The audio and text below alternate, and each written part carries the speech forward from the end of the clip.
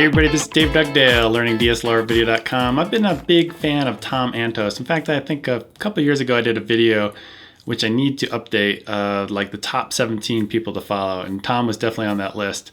I'm actually going to revise that list here pretty shortly. Maybe take a few people off, put some new people on. But Tom is definitely a person to keep on the list because he's done some awesome tutorials. And through the magic of the internet, we've got Tom with us here today. So welcome, Tom, to the show. Hi, Dave, and thanks for having me. Awesome. So what I want to do here is ask you a lot of questions, Tom, about lighting, because I'm always wanting to get better at lighting, and you've got some great tutorials out there. So let's start off really simple. What is like kind of your typical lighting setup for an interview? For a typical interview, I don't do too many interviews, but when I do interviews, I kind of tend to go really simple. So usually just 2 lights per subject. So if you're just getting one person, it's 2 lights. If you're getting both the subject and then the person doing the interview, then 4 lights. And the setup is pretty straightforward. I have one key light. Usually I'll place it off to one side, so the opposite side of the camera. So for example, if this is, if I'm being right now interviewed, I would usually kind of set the light to this side, and I do it a little bit above the eye line so that it creates that key light creates this very subtle, but a little bit like not too noticeable, but it's still there, a little shadow under the nose and under the chin. I just find that that tends to make most people look good.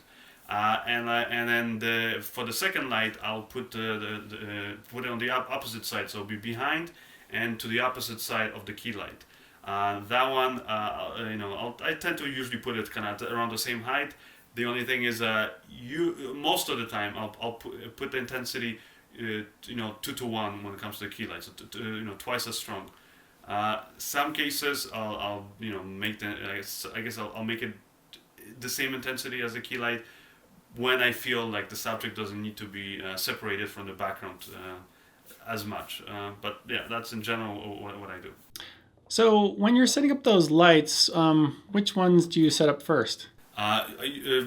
Pretty much whenever I do any lighting, I usually just start off with the key light. So I find that the key light kind of dictates everything else that you're gonna do, and also the key light, most cases, is the light that again that makes the subject look good. So you got to make sure that the angle and the position, and also what type of light you're using, and usually I'll try to, like I said, just to make the subject look better, use sort of either like a bigger surface light, so whether it's a softbox or like a big LED light panel, so that it just softens the light and the shadows a little bit on the face. Yeah, that's kind of what I'm learning, is definitely the larger the light soft, the softer the light, the better. So what I want to ask now is, I know you've done a lot of music videos. What has changed over the years since you started doing music videos in terms of lighting? How has your lighting changed over the years for music videos? Because I know you do a lot of DIY stuff with ring lights and other stuff. I was just kind of curious how that's evolved over the years. I don't know if my lighting approach has been changing that much. Although there has been some really great sort of, new lighting products out there, especially the LED lights that can, they can output a lot of light, and just run off of battery packs. In most cases, though, I tend to I prefer to use with those big traditional, halogen, lights, or even like HMI lights. Simply because they have a really big output, but also there's a lot more products out there when it comes to, especially when it comes to trying to soften the light or just controlling the light. So I guess just simply because those lights have been around for much longer, so like I said, you can get a lot more of these accessories and things for those. Now, when I have shot some music videos, for example, I shot a music video in downtown Toronto, and we're walking on the main street without any permits. And it was at night. So in that case, for example, I used an LED light panel, and I just had my assistant just carry the light, walk with it, and we just powered it off of a V-mount Sony battery, and that's for sure something that wasn't possible a few years ago. So that really sort of helped us out in that situation, and really made the shot, because like I said, pretty much we used the actual lights that were there at the location, But to light the main subject's face, we use that LED light. So again, kind of put it a little bit higher, above the eye line, just to create those nice little subtle shadows under the nose and under the chin. So I want to talk about green screen next. You've done some great tutorials out there with green screen. So I wanted to ask, how has your green screen lighting changed over the last few years? It has changed, maybe not in the last few years, but it's changed from like, in the late 90s when I was lighting stuff with those really big, like I said, halogen lights that are just tend to get really hot, but also they take a lot of power. And when you're lighting a green screen, you need a lot of lights to make sure that the green screen is nice and evenly lit. And when you want to power a lot of those big powerful lights, you need big, really powerful like movie generators, because you cannot really plug in too many of those lights to your outlet. So sort of like maybe 5-7 years ago, I started using more of the Kino flows, or some of the cheaper sort of substitutes for Kino flows. So basically these fluorescent lights. And the great thing about them is the color temperature, which is good for lighting a green screen. Also, they're very, they're not so power hungry, and they're relatively small, or like thin, so you can put a lot of them, and because they're light, you can put a few of them on a C-stand, and pretty much you can sort of surround your green screen from the top, and the sides, and put a few of these, and make sure that you're lighting the green screen and not really affecting your subject. So I actually have a really good tutorial on that on my YouTube channel. Where I kind of literally go step by step, and I show how I set up and eliminate a green screen. Yeah, definitely. That green screen tutorial you did a while back, I definitely learned a lot from that. And I'll definitely link to it in the description below. So what I want to ask next is fill light. I'm always having problems with getting the right ratio of fill light to key light kind of stuff. How do you approach, or what have you been doing for fill light?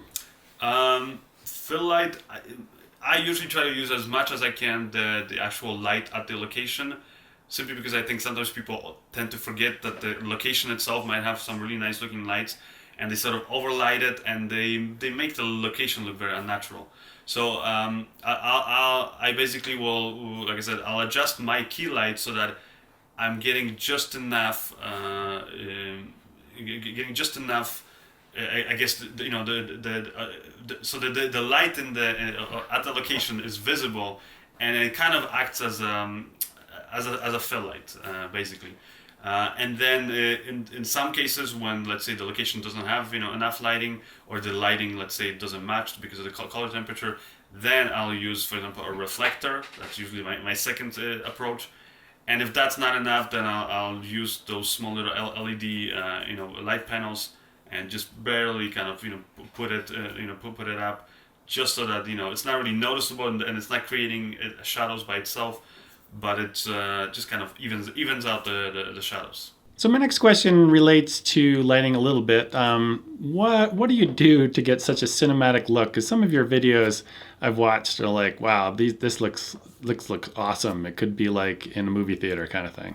Yeah, I get often asked actually about how do I get a more cinematic look, and usually what I say, and in many cases I think people, I don't know, maybe they don't believe me, is really I pretty much advise people to forget about the camera or the filmmaking equipment, and think more about what they're actually pointing the camera at. So production design, because what really separates films from that I find from like really good looking films from something really amateurish kind of a looking videos is the production design. So things like locations, the clothing, the costumes for your actors, makeup, props, all those things.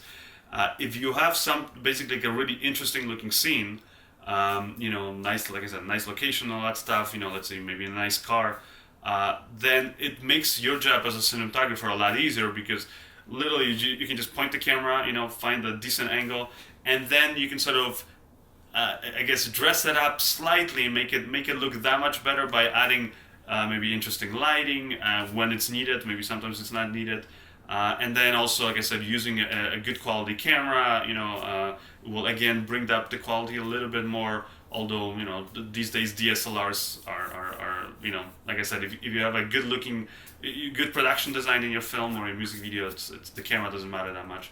And then the last thing I would say is color correction. So again, color correction can really take something that looks very video-y and can really, you can play around with the colors to make the skin tones look, and just overall the whole scene, make it look kind of like what you would expect it to look, in an average film.